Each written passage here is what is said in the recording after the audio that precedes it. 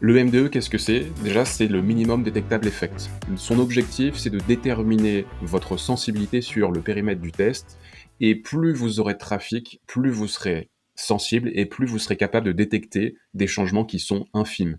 Une différence de 1, 2, 3. Inversement, moins vous avez de trafic, moins vous êtes capable de valider des changements qui sont petits et du coup, vous serez obligé d'aller chercher des changements qui soient réellement importants et donc souvent difficiles à aller chercher des gains à plus 8, plus 10, plus 15, etc.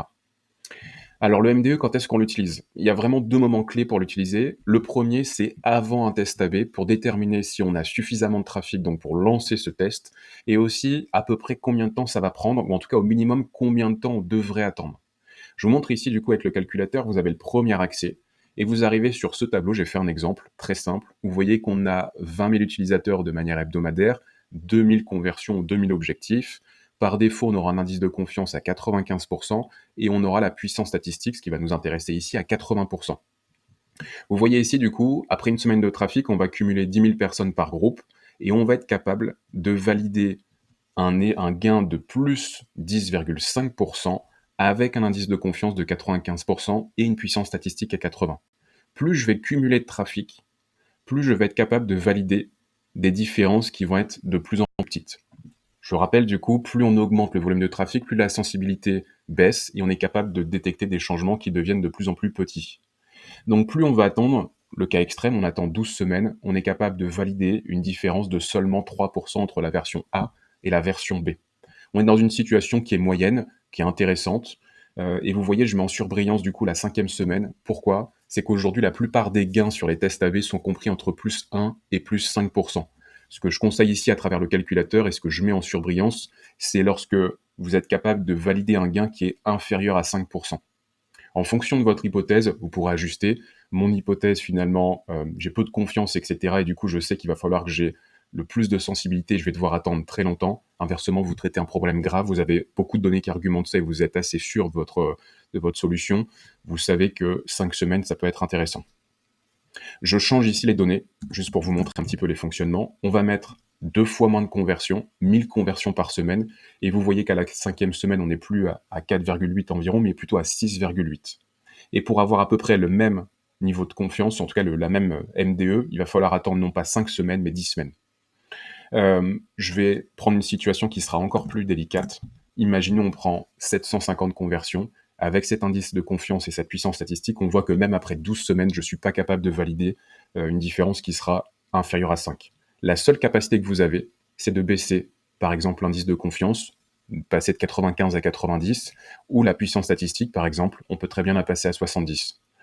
Les valeurs qui sont ici sont les valeurs à ne pas dépasser. On va rarement en dessous de 80 sur l'indice de confiance, et c'est pareil sur le niveau de puissance statistique, on va rarement en dessous de 60.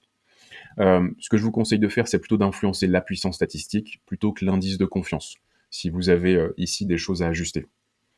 Le deuxième moment où ça va être intéressant d'utiliser le MDE dans ce calculateur, c'est une fois que vos résultats sont disponibles. Je vous mets ici un exemple avec les données d'un client de ce matin.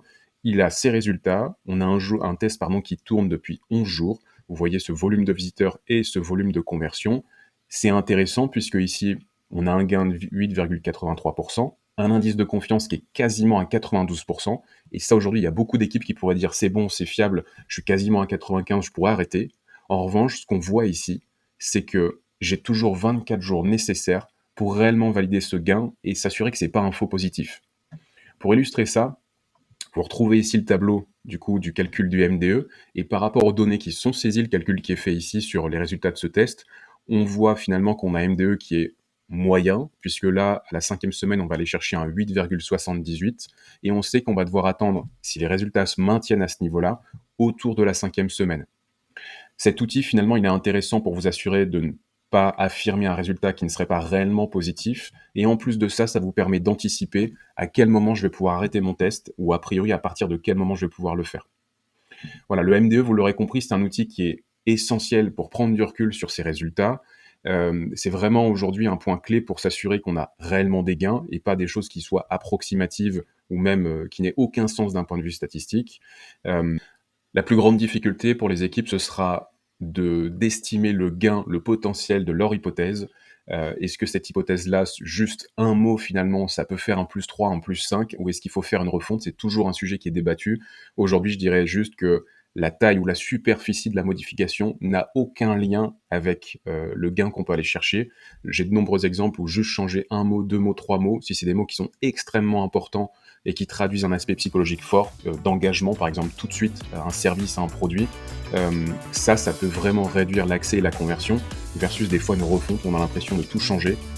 Souvent ça a beaucoup, beaucoup moins d'effet.